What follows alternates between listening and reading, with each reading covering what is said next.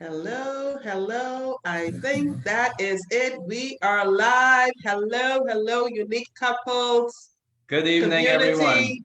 Yes. Yes, Unique Couples Community, we are live. You want to come on in so we can get started. We are Vito and Linda Patrick. We are the founders of Unique Couples. And this evening, we have special guests all the way from Nassau, Bahamas. We have Yes. Carl and Raquel Adderley. That So, is it. We are live. so we want you to come on in. Yes, Ty, go ahead, Tiger friend. Let them know we're on. Tiger couple, someone who is dating, who is engaged, who is thinking about married, who's unsure they're married, who's blissfully married, who's happily married and not so sure about staying married. Any one of those persons, go ahead and tag them. We have the treat in store for you today, all the way from Nassau, Bahamas. And we're so excited about Carl and Raquel being here. This is their second time on Unique Couples platform, and we're so excited. We had to bring them back to share, and so we're excited about that. So let us know you're joining us. Let us know where you are watching from. Yes, let us know. Hello, Kino. Hi, Corenda. Sheena is here. Yes, wave, wave. Sherelle is here. Yes, let us know where you're watching from. Okay, island, country, nation, say hello. Let us know you're here. We are excited about unique couples and, of course, everything that is happening with your family and your relationship, because we know that it can be great, it can be greater. We are always improving, it's daily improvement, and so we're excited about that. Yes. So without any further ado, we're now going to turn it over to Carl and Raquel. So let's have fun, guys. Yay! And Hello. stay tuned for all the announcements. Good evening, everyone. Good evening. Awesome, awesome, awesome. Excited to be back. This is our second time, as Linda mentioned. And we want to really give Vito and Linda props for allowing us to come back here. May God continue to bless you and what you're doing in ministry. Thank you so much. We are so honored and humbled to even be a part of what you're doing. I remember the last time we were here, we actually went probably about 20 or 30 minutes over time. So I'm going to promise Vito and Linda as best we can, we're going to stay within our time as the Holy Spirit leads. Amen? Amen. You're in church now. Amen. But yes, we see Mark Schull from Bimini, Kino. What's up, Kino? We got Sheena and Tuno as a part of what we're doing. Amen. Good stuff, good stuff. Good people. Listen, I just want to, since we got a few seconds while waiting for people to come in, I just want to promote an upcoming event that Unique Couples will be having. I think this is next week, Sunday, November the 2nd at 7:30 p.m., a virtual date night. Sounds awesome, people. We all on lockdown. Even right now, we're broadcasting live from Botswana, Nassau, Bahamas on lockdown. But you can still date. You can still date. So it's awesome that they actually came up with the idea to allow you to go on a date as husband and wife. So put the kids to bed, put them in the other room, lock the door, put on your computer and go on a date. You can even dress up, all that stuff, do all that stuff, man. Make it a really memorable night. You know what I'm saying? All right. We'll be there. I could use a good virtual date. Yes, yes. So just giving persons a few more minutes to come in. This is going to be very, very interesting because for example, we mentioned you're in lockdown now. So I don't know about you guys, but traveling is a favorite pastime for me. I love traveling. So this whole thing really is, it's been rough. You can't go anywhere. Coincidentally, we're going to be talking about baggage, checked luggage and carry-ons. We're going to get into that a bit later. But this is just, I don't know. Hopefully Vito and Linda can come up with some travel event as well. We can do that virtually as well. That would be awesome. So work on that, guys. COVID-19 has stolen my my European trip. So talking about bags and check bags and carry-ons makes me really ready to get to the airport. I don't know about anybody else. That is so true, because this year, we got to talk about us, I forget. But this year I actually made 20 years being married for us, and we had so many plans. Probably so many of the plans of man's had, but the Lord got the fun say, well, thank you anyhow. You know, but we actually were supposed to go to Europe, several places in Europe this year to celebrate our anniversary. So looking forward to that. Maybe it'll be 21 years. God's willing, we'll see what happens. But I love traveling. I don't know about you guys, but I love traveling. I love traveling. Someone said, Melissa Conley said, yes, I miss traveling as well. Welcome to Shonda. Shonda just joined. Hey, Joycey! Okay, guys, like the Patrick's mentioned earlier, share the link, tag some persons, and even if you want to start a watch party, that's an awesome thing to do as well. Start a watch party. I see a lot of hearts, a lot of thumbs up. Awesome, guys. Good to have you with us.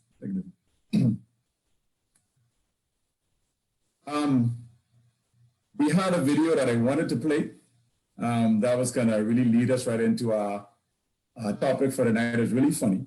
It was actually a short video, probably about 25 seconds. But this lady went to the check-in counter to check in, and she found out that they were charging $25 for the first piece of luggage. And so... How ridiculous. Yeah, so she said, for the first piece, because I mean, I don't know why you guys were, but back in the day, I remember, first of all, there were two luggages, both luggages were free. You could check 2 pieces each. That was free. And then they started taking away the second one. They say the first one will be free. And now when you travel, you have to pay for the first part, the first luggage. So in the particular video, the lady, she said, what? I'm not paying $25 for my first piece of luggage. So I think that, I'm assuming that's the only luggage she had to check. So what she did, she took her big suitcase, sat down inside the terminal in front of everyone, and took out all of her clothes and put all on. So she was well laid, probably had on 5 pants, 7 blouse. She drank the scoop, mouthwash that she was supposed to carry with her, put on all 6 of the hats. And then when the lady said, hey, the lady at the counter said, but you're still leaving your bag. She said, what bag? You mean my hat? She put the bag on top of her head as a hat. So it was just so funny. It's just so funny. But that's a segue into our topic for tonight, which is check bags and carry-ons. One thing I wanted to say before we even start the transition too was, I always felt that, especially us in the Caribbean who travel like to the United States or internationally, most of the time we go to shop. And so I always wanted to create or invent what I would call a transformer bag. I don't know if it exists yet. If it doesn't, please don't steal my invention idea. But the transformer bag, what it would do was it would transform into a carry-on. And then when you get to your destination, you do all your shopping, it can open up to a big check bag that can bring all the stuff back. So I'm working on that, and I'll have to copyright that before this podcast is finished, because I know someone may try to steal that, but we can transition into It's patented already. Okay, so like we said, our topic tonight is check bags and carry-ons. Yes. So let's talk about, first of all, before we talk about traveling, we have to select a destination. And I'm going to do this as if we're talking about a dating couple. So you're dating and your destination is that you finally selected your spouse. That man is brave enough to get down on one knee and say to you, will you marry me, in whatever shape or form he does it in. We, the ladies, we are ecstatic and we say yes. So our destination was selected. And then we decided, okay, the next thing in going on a trip after you have decided on where you're going is the purchasing of tickets. And I would liken the purchasing of tickets to deciding on our wedding day, the cost of our wedding, our honeymoon, all of the things that lead up to getting married. Okay, and then after we've made our decision, we know where we're going, we know who we're going to marry. I know I was going to marry this handsome gentleman sitting next to me. Okay. And we decided that we were going to go to, where we went for honeymoon? The Poconos. We decided that that's where we were going to honeymoon. Okay, so that's all settled now. So now it's a packing of the bags. And I use that as to say where we're going to live. Where are we going to live? You know, are we going to live out east? Are we going to live in a gated community? We sit and we decide where we're going to live. And the labeling of the bags comes next. After you would have packed and made all of those decisions, you would then go and label your bags. And the labeling of the bag is when I became Mrs. Adderley. So then we have Mr. and Mrs. Adderley. So we're now packed and ready to go. Welcome, Lynn, Colley, and Ms. Thompson. Now we're going to transition into our message for tonight. So we're talking about checked bags and carry-ons. And just to keep it real with most of us who, obviously all of us travel.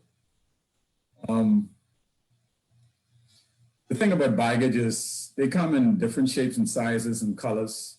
Some people even have matching sets, and we're going to relate this to your life. So think about, I want you, as I'm saying these things, I want you to think about them, because when you talk about creating a bag, a luggage set, or making it nice and pretty, it appears to be acceptable. You know, something looked good to look at or whatever, but it's still a problem.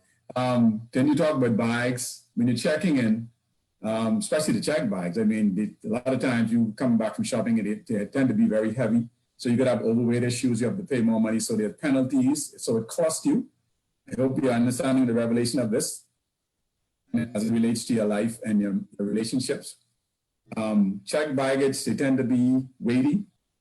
They tend to incur penalties because you have to pay, like the lady said in the video, you have to pay for the first one now. So they're going to cost you, no matter how pretty they look. Also, too, with baggage, when you're traveling, if you have, most of the time when you see a person with a carry-on bag, they're walking through the terminal or running to the plane, no skipping, very happy, whatever, because it's free, very light, you can just run with it, have wheels on it. And so you don't have a problem carrying it with you. These are the things that you don't mind people seeing, all right? The carry-ons tend to be hidden inside the hole. The big heavy stuff you tend to hide, all right? They're hidden in the hole, and you're walking around very light, like they don't belong to you. However, you have to identify them at some point. But also too with luggage, particularly checked bags, is when you reach a destination, if you only have a carry-on, you can jump off the plane, run through the terminal straight out to front, get your vehicle, get a taxi, and go.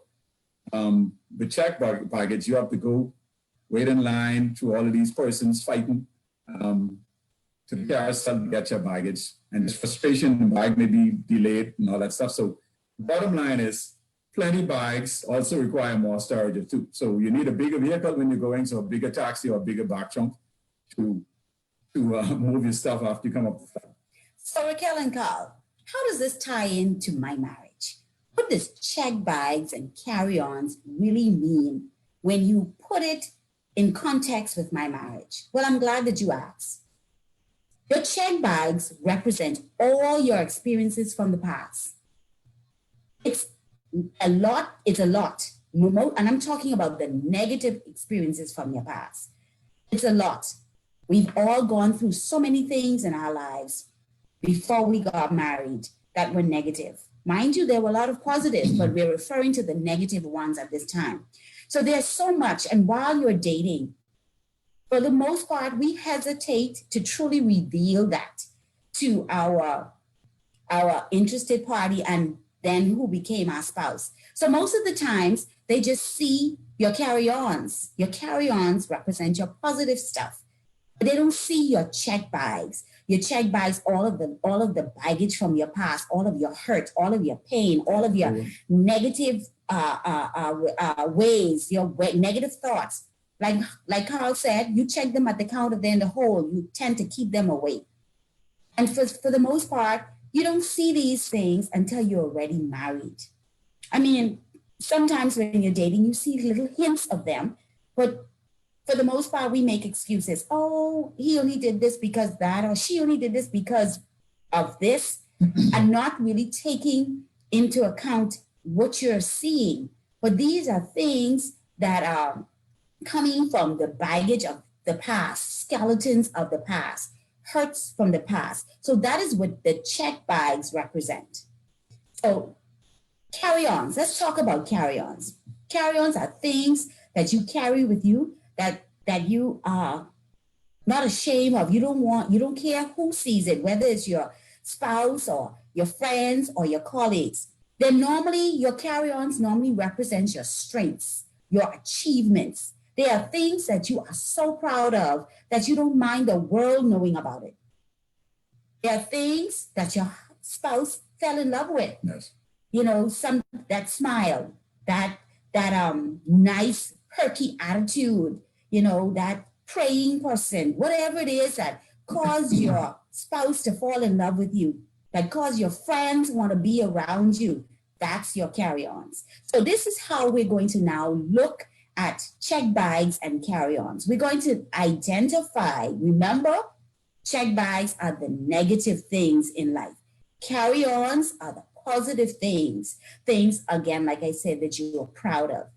So we're now going to go through some check bags, talk about what they are and what it brings, the struggles it brings to your marriage, what your spouse sees and experiences, what your friends and family knows about you. And now we need to identify them, accept them, and deal with them. And there are so many of them. And so we probably can't deal with each of them tonight. We'll just briefly touch on most of the ones that we chose. Excuse me. But we're going to deal first with baggage probably that we get from your childhood. We all have baggage from a childhood. We all grow up, and like they say, your atmosphere that you grow up in obviously dictates how you kind of be for the most part. First thing I want to deal with is if you had a mother or father who was abusive, verbally or physically abusive, how does translate in your relationship or you as a person? What actually happens is you either tend to become an abusive person yourself, whether abusive parent or abusive spouse, or you actually tend to go the opposite way, where you tend to be very timid and reserved and an introvert to the point where you never want to take a stand for yourself because anytime you feel that you speak up, you're afraid of the backlash from a particular person. So you just, you know what, I'll just keep it myself, you keep everything inside. So that's basically the downside or the baggage that you can get from a physically abusive parent. We also have coming from in your home, if you grow up with passive fathers and domineering mothers. Let me break that up in two for you. Normally the male, if it's a boy that grew up in home with a passive father, they say normally it could be two opposites because you can have someone who grew up in a home where there was gang violence or whatever, or the father was a drug dealer, and one can turn out to be the prime minister of the country, the other can turn out to be a drug dealer. So there's no limit to you, but most of the time you got affected. So for the son that grew up with a passive father, what he normally would do is he ended up becoming that way as well. And how this translates is he probably never take a leadership role. Most of the time he tends to be lagging and dragging his feet when it comes to taking a leadership role in the relationship. Can I add something there? Sure. So what that does to the wife, that just frustrates the wife because especially if you're a wife like me, I need my husband to be strong. I need my husband to lead me. I need my husband to set the vision. I need to know where we're going. And so if you are passive, then you frustrate your wife. Yes. And then you cause your wife to be wondering what to do. And then it causes her to now be out of character because then she needs to now take the lead. She needs to be the decisive one. Yes. And that causes further problems for your children and your marriage. You can continue. Now, the opposite side, the flip side, there's two extremes that can happen in this particular type of environment. The young boy can also see his father being passive, his mother, being a domineering type person. He say, you know what, that'll never happen to me. And so he goes the opposite way. He becomes a dictator. He becomes a very, very dominant, controlling type person. So these are things, and it's very important to really look at yourself and try to see exactly what is evident in your life. And then we're going to get to that to say how to basically the way forward after that. But it's very important to recognize these things. Now, the female, the daughter growing up in that environment, sees a mom, and I've seen this on many occasions, where the mother is very domineering and the father is passive. Most of them, they grow up, I have no need for a man. You know, what do you bring into the relationship? I can make my own money, I could do this. So it tends to be this, I'm looking for the term. But anyway, the bottom line is they have the mentality that they don't need a man. And so when they get married, they struggle to submit as well. So this is something that these are the after effects of the process of growing up in this type of environment in your home as a young man or young woman. So some other bags, some other check bags that I want to identify is that of an absent father in your home.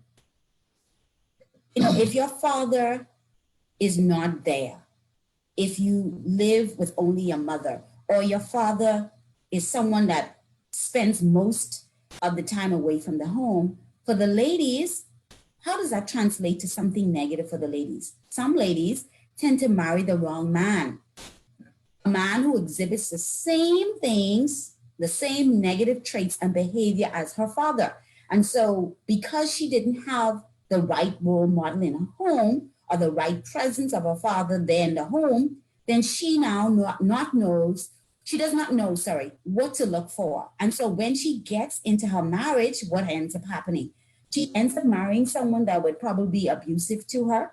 And then that causes problems. Someone that doesn't respect her, that causes problems. Or worse still, she then, when she is married, tries to have her husband replace her absent father. That's correct. And so then her husband wants to be the husband, but she's expecting him to be the father. And that causes additional stress in your marriage. And another baggage that I want to identify is the mama's boy. Now, ladies, we know about the story of mama's boys. They have unrealistic expectations of the wives. They want us to be like their mothers. They want us to look like their mother. No, well, not look, but they want us to cook like their mother. They want us to make the decisions that their mothers make. They compare us to their mothers. And of course, that humiliates us. That enrages us. That makes us feel as if, well, if you wanted to marry your mother, then you should have stayed home. It makes us feel unaccepted as a wife. And then it causes all kinds of issues in the marriage. So the mama's boy. And then another thing that the mama's boy do is they love to compare. Well, my mother cooks bread on Saturday. You don't cook bread on Saturday. You need to cook bread on Saturday like my mother. Or my mother was able to do soup. You can't do soup. Why can't you do soup? Your soup don't taste like my mother's soup. You need to get my mother's recipe. And of course, that makes us very angry. It causes a whole heap of problems. And another thing that a mother's boy would do and bring into a marriage and cause problems is they put their mother's needs ahead of their wife and family needs. Yeah. Example, hurricanes come in. The wife says, honey, we need you to put up the hurricane shutters. Oh, I'm going to come back. I have to put up mom's hurricane shutters. And guess what? Time runs out. Hurricane shutters don't go up. Damage to the home. Even if it goes up, damage to the marriage. All during the hurricane when you should be lovey-dovey and loving on each other, you're arguing and vibing. These are baggage. These are check baggage. Yes. Go ahead. I want to just add something to the last point about putting your mother's needs. This is this happens a lot as well. And I need all of the husbands particularly to understand that when you got married, your mother took an emotion, and you have to recognize that and base your life and decisions on that. Your mother took an emotion to your wife. Your wife is the number one woman in your life now. And if you have daughters, your mother could actually be number 3 or 4. It's true. All right. That's God's intent. You may not like it, but it's the truth, and govern yourself based on that truth. I'd like to add something. The right wife would make certain that you do not leave your mother out, yes. That you include your mother, that you love your mother, that you continue to support your mother, but remembering that she now takes a different role in your life. All right, so let me see if I'm missing some comments. Teach them the right way. All right. Tamara, this must say, your upbringing definitely influences what type of spouse you become. As the parents have such vital role in rearing our children, damaged children become damaged. That is so true. Definitely so true. Dysfunction breeds dysfunction. That's a statement that has been proven throughout history. The next baggage, childhood baggage, basically, I want to mention is generational curses. It's kind of general. But it covers several issues. And one of them is you can look in your family history and see failed marriages, broken relationships, like a history of broken relationships, your grandmother or your grandfather and his wife, and coming on to your mother and father. And so basically it's something that there's something you have to recognize it. This is a spiritual thing. We'll probably have a whole message in itself. But generational curses have to be broken. But like I mentioned, there's a history of broken relationships and divorce. There's some things that people tend to do that cause it as well. All right. Another thing that I can say is generational curse is also poverty mindset. We're talking about money. Money itself is actually a whole category of baggages itself. I'm going to just briefly cover it, I guess. It's critical, but poverty mindset, where a person believes that, you know, I can never be above where I am now. And so it don't make any sense even trying. Right? So they basically, whatever money they get, they spend it frivolously. Right? No discipline and all that stuff, because they believe that they're going to, my mother was here, my grandmother was here, my grandfather, my uncle, everybody poor. So it makes no sense me trying to change it. I'm destined to be here. All right, that's a generational curse. But the flip side of that too, since we're talking about money, it's not a generational curse, but I must mention it, is a person who is too tight. You could have somebody, because trust me, money causes a lot of problems in marriage. Squeaky. Plenty problems. You have somebody who's, because of fear, that they probably will not have enough money at one point. They tend to not spend any money at all. So they're saving, and basically not enjoying life at all. So you have the budget. Live by a budget. Yes. And actually the generational curse, but the poverty mindset is living without a budget as well too. But you live by a budget, and what a budget does, definitely that's what no budget does. But what you do is you budget, and in your budget you put some fun times in some rewards for yourself. So basically you're still saving, but you're still enjoying life. Okay, so I mean you could be too tight. You could, and most marriages tend to have people of two opposite people in reference to money. I don't know why, but it happens most of the time. May not necessarily be a poverty mindset, but most of the time one is a spender and one is a saver. Which one of us is a spender? No comment. Let's move on to the next generational curse, which is addictions.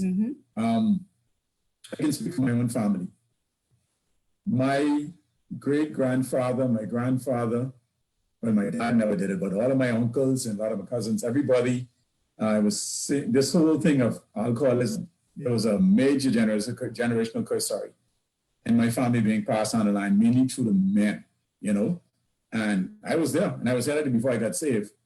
But I drew a line in the sun and said, if I ever reach here, I'm going to stop drinking. And I stopped drinking, and shortly after it saved me, so I never went back. But, you know, these are things. Addiction can be pornography, it can be drugs, it can be whatever.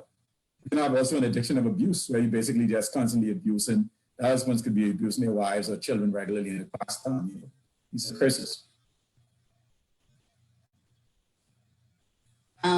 You know, and I really am grateful to God for Carl being a saved man of God and breaking that curse. We have all boys, and I can't imagine having to live with someone that is addicted to alcohol and seeing that pass down to my sons. And so I'm so glad that has been broken. And whatever might be addictions generational curses in your life and addictions in your life, please take the time while we're doing this to identify them so you can address them, because it really brings a lot of stress to your marriage. Yes. Okay, and so another baggage that people tend to bring into marriage is if they themselves, if you or your spouse at some point in the past was exposed to someone being manipulative, someone being domineering and controlling. That does something to you, especially as a child. You know, you're not allowed to express yourself, or a teenager when you're now coming into your own, and you need to be able to have some room to, I won't say experiment, but to flourish, to spread your wings, and to be on the trajectory of where your life is going. And if you have someone who's manipulating and dominating and controlling, a mother that tells you can't do this, and a father that says you can't do that, and it's an unreasonable demand, it does things to you. And you bring this into your marriage. For example, you come into the marriage feeling like you should be the domineering one. Some people come in saying, hey, it's my way or the highway. And of course, Marriage is an understanding. Marriage is an agreement. It's a work between two persons coming to an agreement. Not that not that one person gets their way, but that we come to an agreement that all can be happy, that something that we both can live with. And so if you come into a marriage with this my way or the highway, that's problems. And that is a part of baggage that people bring in because their past had someone that was very strong-willed who controlled them. Another thing that comes, another bag that comes into marriage because of this kind of past is verbal or physical abuse. You know, you have some women who know nothing else but being abused. And so they tend to abuse their children. You have some women who physically abuse their husbands. That's true. And, you know, husbands are ashamed to say it to anybody else because, hey, I'm the man and I'll be laughed at. But it's causing problems in the marriage. This is a baggage from your past that needs to be dealt with. People who come from those kinds of backgrounds tend to be vindictive. You know, if you don't give me what I want, okay, but I'm going to withhold from you. I'm not going to give you what you rightly deserve, what should be coming to you. I'm not going to cook today. I'm not going to do this today. I'm not going to do that. You know, and then they say, well, oh, if you be good to me, I'll give this to you, or I'll be this way. Or they might even say it, but they do it. Oh, he's been good to me, so I'm going to be better. I'm going to be more pleasant. I'm going to do things around the house. I'm going to be available for him for intimacy. You know, these things come from people coming from those kinds of backgrounds, you know, that you feel as if you have to be in control. And if you don't have your way, then it's a highway. That's wrong. Okay, another bag that comes along with it is sometimes you're reluctant in expressing your feelings and emotions or your needs. And why that happens, that comes from the person who becomes timid. They develop a personality or a cover of timidity. Not that was their real personality, but they were so abused by this former situation of manipulation, domination, and control that they're reluctant to express their feelings for fear they're going to be laughed at, or for fear that it's going to be used against them in an argument down the road, or it's going to come up in conversation, or it's going to be said to someone else, and now that person feels what? Vulnerable. So hence they're reluctant to share, all because something happened in their past. These are baggages that is brought forward.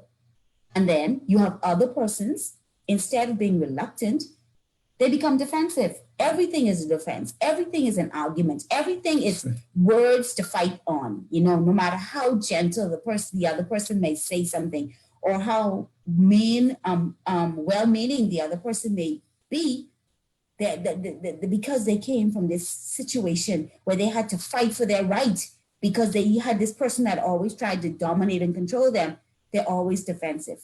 Okay. And then the worst thing is they can become a carbon copy of the person that hurt them. They can become a manipulator themselves. They can become dominating and controlling themselves. And so we have to identify, as we go through these things, think about yourself. Why do you do the things that you do in your marriage?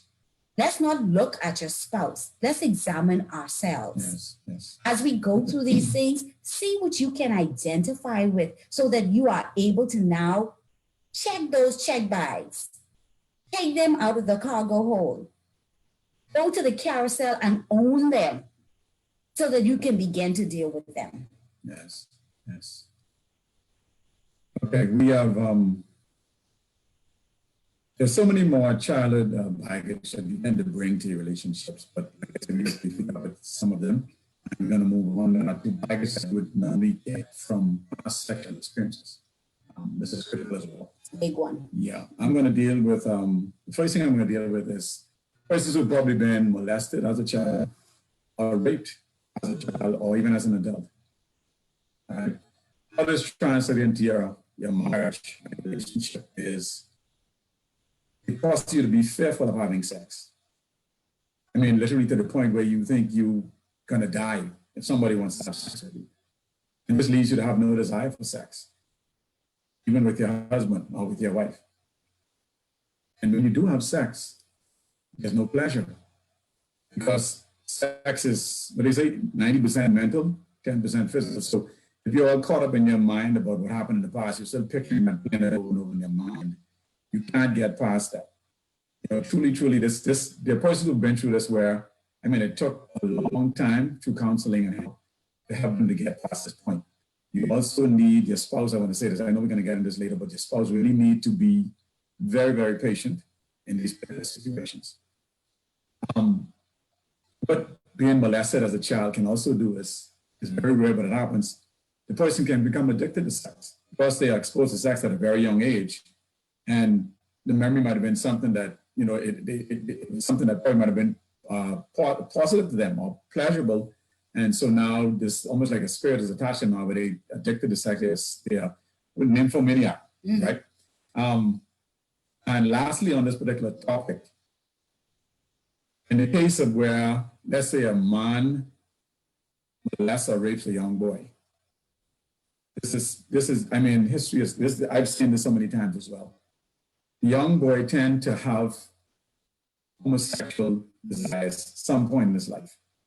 And it doesn't happen to all of them, but a lot of young men that have been molested or raped as a child, they tend to struggle with homosexual desires. And so when they come into a marriage, they are torn, like they're not sure how to respond. And then they want to have sex in an abnormal way with their wife. And then that causes problems. Yes, that's correct. That's correct. Still in line with the sexual baggage. Experiences. I'm going to deal with the big one, which is pornography. This is something that is, it's almost tend to be the elephant in the room, especially with us church folk. We don't talk about stuff like this. But apparently they did a research and found out that even of spiritual leaders, pastors, priests, 1 out of every 3, which is like 33%, tend to struggle or have some problems with pornography. This is a very dangerous thing.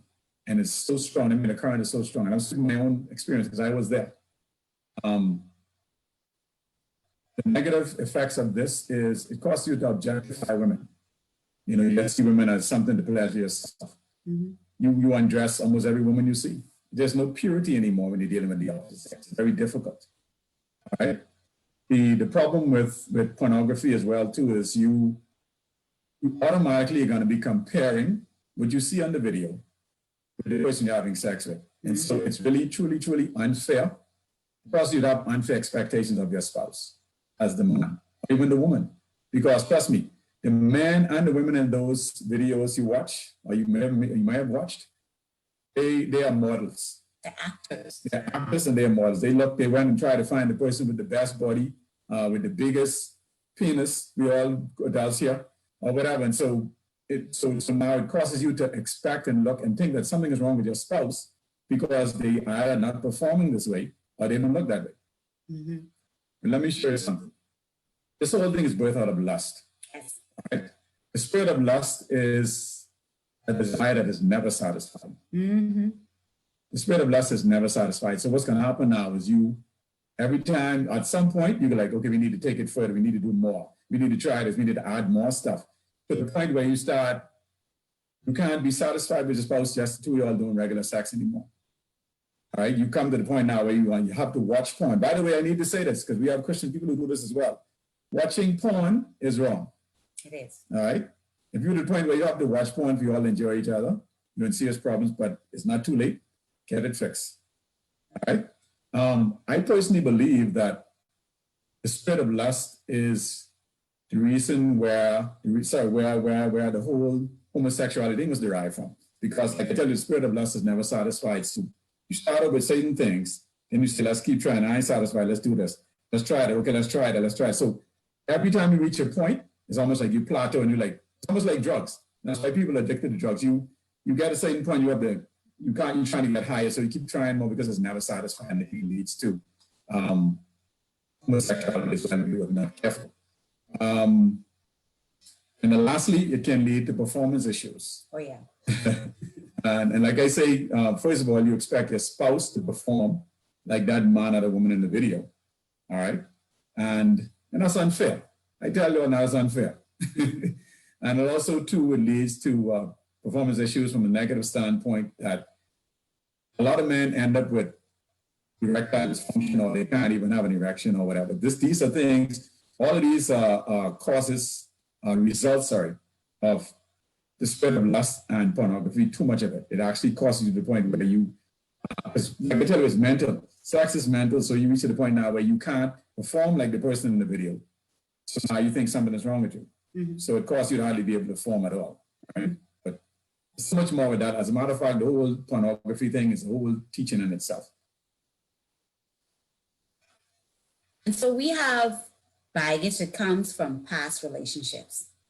You were in a relationship and the person was unfaithful to you. So now you come into your marriage relationship with trust issues. You can't trust your husband. You can't trust your wife. So guess what? You become your spouse's personal GPS. You got to know where they are all the time, what they're doing, and know when they're coming and when they're going. What that does to your wife or your husband, when you put them in that kind of position, they now feel like they're in a box. They're unhappy. They want to get out because now they feel as if they're caged, and whether they deserve it or not, especially if they haven't done anything to cause you to have trust issues, you're now damaging your marriage. You're damaging that person and you're damaging your marriage. So hence again, these are bags that are checked, that need to now come out of the hole, that needs to be addressed, and you need to get healing from. I want to address a question that somebody asked before we get lost in the shuffle. Mm-hmm. Tiffany Lang asks, how do you express your concerns without coming off as nagging? The only thing I can say is you have to be deliberate in setting aside a time to address issues, particularly baggage in your marriages. You can't see a lot of times we tend to just talk about things when it comes to our mind, whenever we want to offload. But if somebody just comes from work, that's not. Or if you have an argument, that's not the time to bring up stuff. You know, when someone is tired, when they're stressed, when they're whatever. You know, so the best time is to set aside a time to talk. This is very important for couples to be deliberate and set aside a time to deal with issues. Say, okay, Sunday evening at 6, let's sit down and talk about any issues that we have. I think that is basically where it's more accepted and it's more effective. You get more accomplished. I like to use a personal example. For me, it's never good to address an issue for Carl to address an issue that he's having with me while I'm doing it or during the time I'm doing it, because then it never works. That turns into an argument real quick or into a situation where it doesn't end up positive. So like I'll say, find the right time. But another baggage that comes from trust issues and past relationships is, because you have not been healed in the area of trust, then you come into the marriage with this bag on your mind, always threatening that, hey, guess what? I don't have to stay. I could get divorced. You always use the D word, the divorce word, as a ultimatum, as an equalizer to whatever the situation is. Rather than dealing with the situation, you say, you know what? I don't have to talk to you about this. I don't have to deal with this. If you don't want to be around, you can just leave. You can just get divorced. So what does that do to your spouse? That makes your spouse feels like they now can't trust you. They don't know when you're going to just get up and go. And so now you're creating a trust issue in your spouse.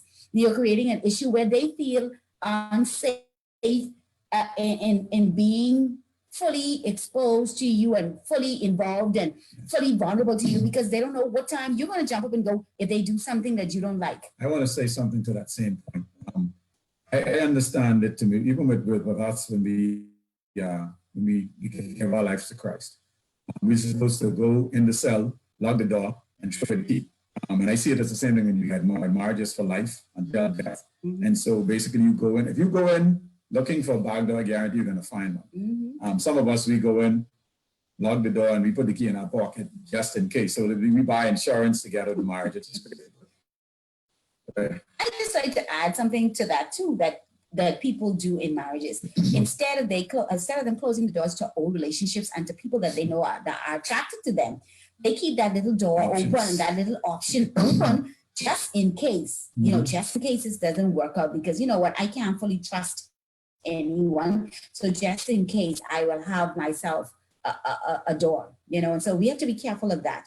Another thing that comes from past relationships is overreacting due to previous abuse. Like for example, if your husband says something to you and it seems like something that someone said to you before, you react with all of that venom, Mhm.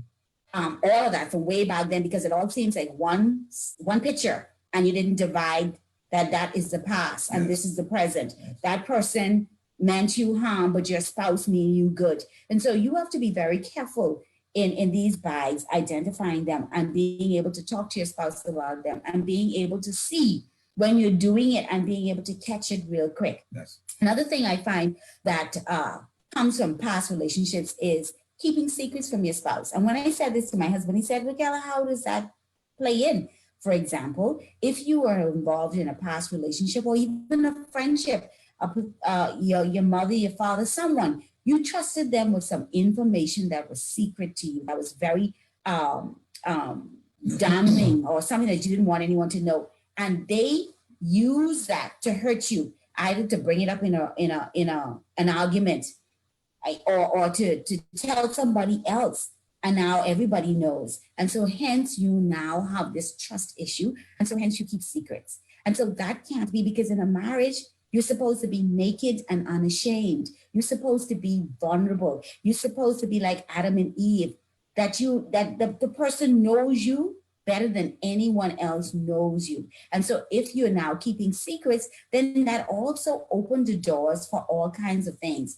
Because, for example, if you're keeping secrets and that other spouse finds out something that you were keeping a secret about, then that makes them, again, begin to develop trust issues with you. I want to answer a question. Go ahead. Melissa Cornish asks, how can one help someone who has the domineering characteristic because of it? Well, the thing is, somebody can't be helped unless they recognize they need help. Mm-hmm. So they have to have a value on what they can be losing or missing out on because of that. It can be brought to their attention, and they have to see it as a problem. If they don't, there's not much you can do. But I guess revelation and truth sets people free as long as they accept the truth that, okay, maybe this is a problem and this affects me negatively and I can lose something that I value, then they'll be open to whatever steps afterwards. I would like to add to that, Carl. I think that prayer is something that we tend to downplay, but it's the most powerful tool we have in our arsenal. If you see that someone has any issue, whether it's the domineering issue or whether it's a trust issue or whatever it is, as the spouse, begin to pray for them, begin to expose them to things that would help them to see life differently, and suggest help. I don't know if is there another question you want to go through? Did you mention? Okay, sorry. Yes. All right. I'm just looking to see if there's anything, trying to answer the question. Someone says, so then, is threatening your spouse not a good form of trying to help them to change? Obviously, that's a rhetorical question. I'm assuming sometimes a person may need a little drive. I mean, I understand you could give someone an ultimatum, and sometimes that can take them and take it out. Most of the time it doesn't work. But I guess you have to be, if you're in the issue and you're more sensitive and knowing the person, you may know it works. But I would recommend that at all the time. I kind of differ in my approach. Threatening itself is negative. Negative to negative never brings positive, in my opinion. So instead of threatening, I like to use logic, especially if it's a woman talking to a man.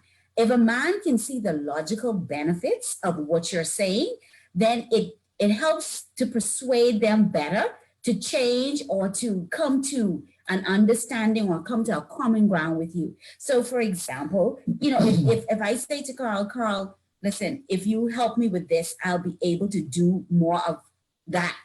For example, help me to put away the dishes so I can come and watch basketball with you. Okay.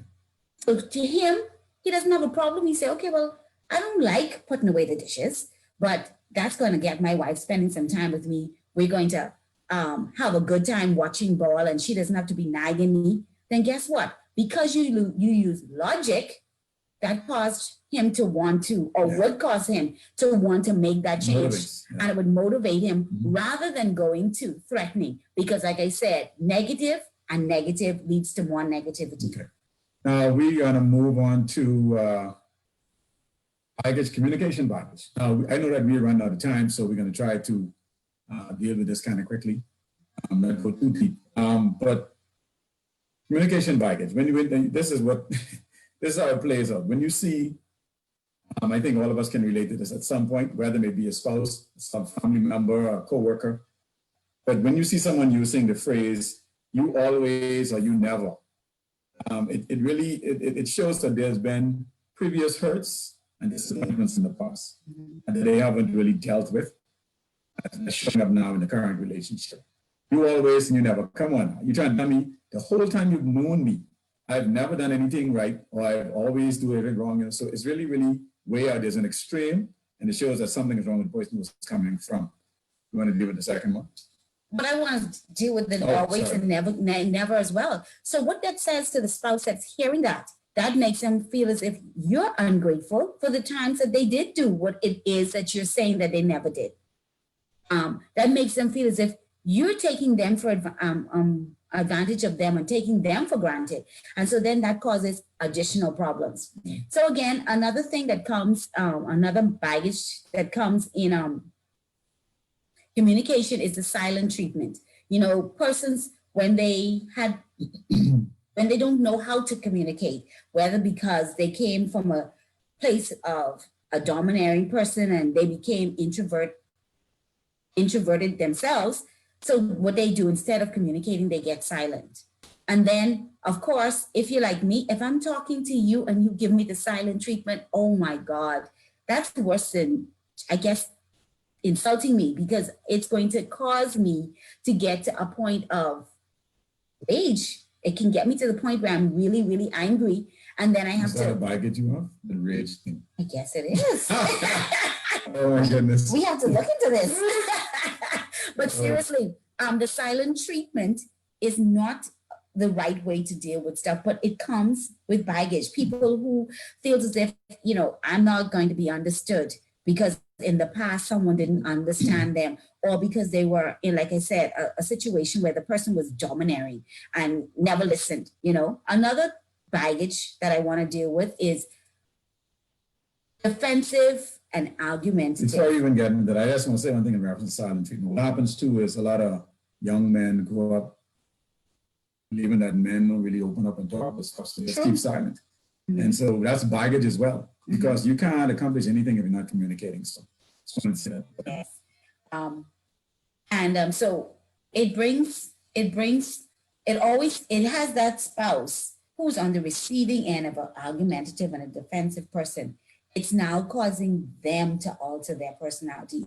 It's causing them to become introverted, or worse still, argumentative and defensive. So if you have someone pushing someone to that point of being argumentative and defensive, and they themselves are exhibiting that kind of trait, what you're going to have, that's TNT come together, and what you have an explosion. And then you don't have, you don't get across the message that was intended in the first place. And it then digs up your home. You don't have happiness, you don't have peace. And if you can't communicate with the person that you love, then it causes other problems. If you're not communicating with me, then how are we going to be intimate later on? Yeah, and the argumentative, defensive person, a lot of times that's how they always, every time you try to communicate with them, and it ends up there. If somebody probably has a lot of times in their life, they feel like, all right, I'm going to be accused of something, so immediately I'm going to start defending myself, or I'm going to cause this argument, because I already know you're coming to accuse me of something. So it's baggage again. Another communication baggage is constantly interrupting someone. I think that speaks for itself. I don't want to get too much into it because our time is running. We need to get to solutions. But constantly interrupting, you need to hear the person. Now, the Bible even tell you, hear the whole matter before you the conclusion. Gave you 2 ears and 1 mouth. Listen. And another part of communication baggage is being condescending when you're talking, belittling the person on meaning part. That a lot of times comes from probably you're growing up, your child, you probably see it in your home. Whether you see your parents did it, or maybe the siblings used to do it to each other, and it becomes a natural thing. You don't see a problem with it, but it is wrong. Now, like I told you, there are so many different baggages that we brought into marriage. We may have covered yours, we may not have covered yours, but we had to deal with some of the ones that we feel are most critical at this time. That relate to the same extent. But now we want to deal with steps to healing and deliverance. It doesn't make sense sitting on and just talking about the problem if you're not going to find a way to solve this problem. All right, so the first step to healing and deliverance is, and this is the person who has the baggage, is to admit that you do have baggage. Like the question was asked earlier, how do you deal with somebody? How do you help somebody who has baggage from the childhood? Excuse me. They have to admit that they have baggage, unless you can't help them. All right. Now, someone can show it to them, but they still have to accept it and admit that this is true. This is something from my past. That's probably how do I react, and I need to fix this. I find that an easy way to help someone to come to the realization of something is to ask questions when you see them doing things that are negative. Whether you ask right then or you ask when the time is right, just say, honey, I see that you do X, Y, and Z. Why do you do that? And in asking, sometimes it helps them to do introspection. It encourages them to think about the way in which they are communicating or the way in which they're interacting with you. And that helps them to identify baggages. Like I said, do introspection and ask God to reveal them to you. Sometimes most of us think we're okay. We think we're okay because we've been that way all our lives. But I want to encourage you today, as you think about the things that we talked about, to do an introspection and ask God to reveal to you the baggages that you have brought into your marriage that is wreaking havoc on your marriage. I would even take it a step further. Be bold enough to commence a conversation with your spouse and ask them what they think may have been baggages that you brought, things that they have noticed and observed. But I give you one caution. If you take that route of addressing it with your spouse, asking them to identify, please be willing to hear what they have to say. Please do not go on the defensive, because then you would have just nullified all efforts that you're making. Listen, hear, it might hurt. Write it down. Do not comment. Go search yourself and see. And if it is true, then begin to deal with it. Yeah, like we said, the first step was to admit that you have baggage. The second step was to identify your baggage. Do introspection and ask God to reveal them to you. The third step, forgive yourself and others. Because a lot of times our baggage may come from bad decisions we made in the past. You might, a lady might have had an abortion. Someone might have been abusive and not here. Sorry for it, but you have to forgive yourself. And you also have to forgive others, right, who might have done something that caused you to carry baggage at this time. I'd like to address one of the comments. Tyrone Romo said, sometimes silence causes less arguments.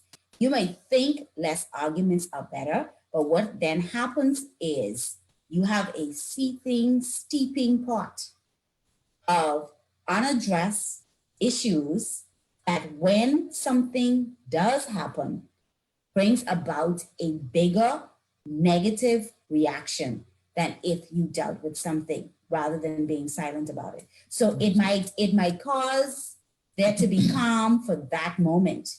But what ends up happening is you have a compounded issue. And then we get to that you never statement and you always statement, because now you're dealing with compound issues. So true. So just to recap, first step, admit your baggage. Second step, identify your baggage. And even if you think about this in a natural, when you have luggage, you have to go to the carousel and identify the needs to be taken. Third step, forgive yourself and others. And fourth step, communicate, talk it over with your spouse. My wife mentioned this a few minutes ago. You need to communicate with your spouse. You have to, you're not in this alone. You're in a relationship with someone, you're one, your partner, your team. And so you need, as long as you recognize these things and you want to move on and you want help, talk it over with your spouse. Now, this leads us to step number 5. This is for the spouse. Well, actually, for both of you guys, but it's more critical for the spouse as well. Be patient. Okay? You have to be patient with yourself. The deliverance, the healing is not going to happen overnight. All right? So be patient with yourself. A lot of process to take place. And for the spouse who is the person on the receiving end of the baggage, please, please be patient and extend plenty grace. What is grace, honey? Unmerited favor, undeserved, in this case, undeserved time, and peace and whatever else, you know, but you got to extend grace, man. You have to, unless, see, because if the person comes to you, let you know they have a problem and they want to get past this, and when they reveal some things to you or when they're trying to talk to you, start to really criticize and whatever, they probably ain't coming back to you no more. That becomes You know? that becomes another problem. Then they go into a shell. Yeah. It becomes counterproductive. Yes. And then you cause new bags Yeah. to be created. Then you cause them not to trust you. And then Right. you're now creating a whirlwind. So if someone comes to you, if your spouse comes to you, the first position you must take is one of understanding, one of love, one of patience, Yes. one of grace. You have to extend grace. You have to think as if it was you. If it were you, how would you want someone to respond to you? You would want them to listen. You would want them to have compassion. You would want them to give you grace. You would want them to have an understanding heart. You would want them to pray for you. You would want them to work with you. That's right. Number 6, seek external help. Most of the times with those major baggage, strongholds and stuff, you're going to need external help, get counseling, whether it's alone or together with some certified counselor that's probably that's God-fearing and the wisdom of God is imparted to them. Because like I say, we started talking about physical baggage, natural baggage, and we related to relationship. Sometimes you identify a bag, you go by the carousel, you identify a bag, now you're taking action to get it. And come to find out this bag is too heavy. Or you have so many bags. So what do? You look for the porter. The guy was in the trolley. So seek external help when the bag is too big, it's too heavy. All right. And the last step is continue to pray for healing and deliverance for yourself or your spouse. Prayer changes things. God has the last say. He knew before the foundation of the world that you would experience what you've experienced, that you would be going through what you're going through, and He can do all things. Yes. And you have to trust Him. Yes. Okay. I don't know if there's any other question. It brings us to the end of the official presentation. Let me see if there's anything that I didn't cover before we pray and turn it back over to our host. If you have any questions, you can hurry up, type them in. We can try to respond to them. While Carl goes through the comments, it's important, guys, to remember that no one is perfect. You did not marry a perfect spouse. You married someone that is vulnerable to you, loves you, and want to spend the rest of their lives with you, but they're not perfect. And together, you can work through anything. That is why you have a spouse. And you have to be that person's confidant, especially when they express their vulnerabilities to you. You must pray. You must don't judge them. Don't ridicule them. Don't call them names. Don't make them feel bad. And when they come to you, let's talk about those carry-ons. Remind them of their positive traits. Remind them of the good things. Remind them of who they are, all of their good qualities. Everyone needs a cheerleader. Be your spouse's cheerleader. Tyrone said, but he asked a question, but he answered his own question. He said, do you think the breakdown in some marriages is because of the lack of communication? As you said, definitely. Access to the marriage, definitely. Yes. You answered your own question, Tyrone. Yes, that's true. I saw something else somewhere. Okay. Okay. Tamara, this mine doesn't, I'm hoping I'm pronouncing that correctly, said, we always say God gives you a double portion of grace to deal with your spouse. That is so true.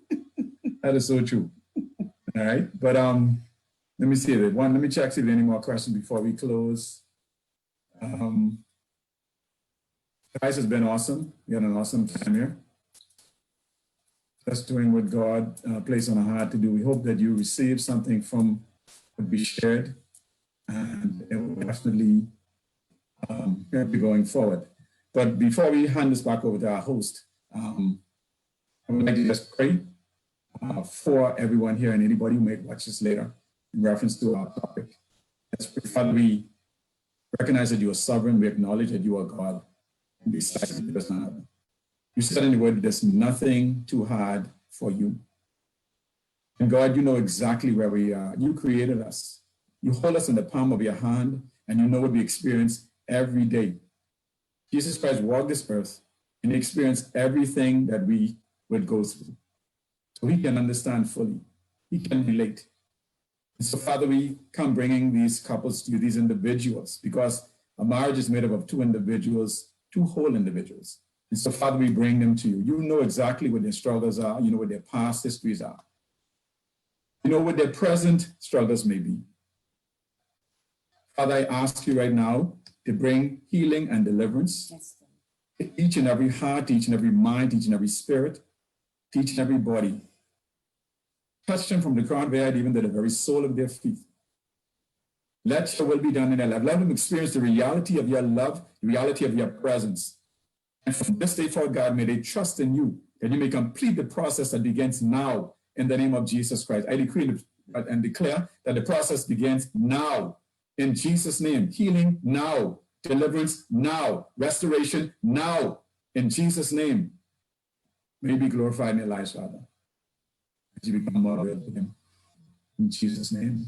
Amen. Amen. We want to thank Vito and Linda once again for this opportunity, and the Facebook page, Unique Couples, who has given us the opportunity to share what God has placed in our heart. We thank you all for tuning with us. I pray that, like I said, pray that you receive something to really help you going forward. Pray that God bless and continue to keep each one of you. And before we go, I just want to promote the upcoming event that Unique Couples will be having next week, Sunday, November 2nd, 7:30 p.m. Virtual date night. Like I say, make it a date, put it on the calendar, plan for it now. Put the kids, someone keep the kids if you have to.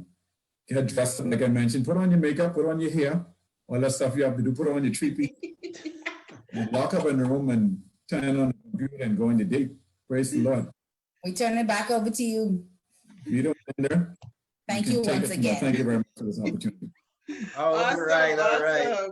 Thank you so much. Thank you so much. Yes, we want to thank Carl and Raquel for that awesome job on check bags and carry-ons. We have prizes to give away for the virtual Unique Couples virtual date night. So don't leave.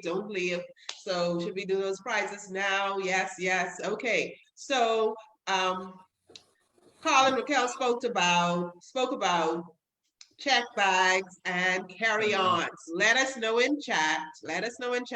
What are the check bags and the carry-ons? We are going to give away 2 tickets. We'll announce the winners tomorrow night in Sip and Spill. We have a special guest coming in tomorrow night to talk about Till Death Do Us Part. So tonight, let us know what did they say check bags were and what are carry-ons. So type that in chat. You will be eligible to win tickets to the virtual date night on November the 2nd, like Carl mentioned. Yes, that's a Monday, right? Yes. So yes, it's a Monday. Yeah, so that's a Monday, virtual date night. Get your hair, like Carl said, dress up, turn off the lights, do what you need to do, set the table. It is going to be exciting. You get to have a wonderful time with your spouse. It's going to be a unique experience that you don't want to miss. Okay, so it's virtual online. So we're excited about that. And there are just so many issues that Raquel and Carl dealt with that are just real issues that couples are facing. And so when you get a chance, all of those who are watching, those of you who came on late, go back and re-listen to the video. Tag a friend, tag a couple. We want all of our marriages to benefit. No marriage is perfect. We are all learning. And, we are even learning things as well. So go ahead, share with a friend. We don't want to hear about the D word and then be like, oh my gosh, it's so sad and we didn't get to do anything. This is your opportunity to help marriages now. Okay, so share this content. This is some awesome information. Awesome information shared by the Adelie. So we're so thankful for that. So I see no one is typing in the chat. No, they're looking back over their notes. So if you're watching the replay, go ahead. Melissa, go ahead and do that. I think 2 persons answered. I see Melissa Cornish said. Okay, ours is a little delayed.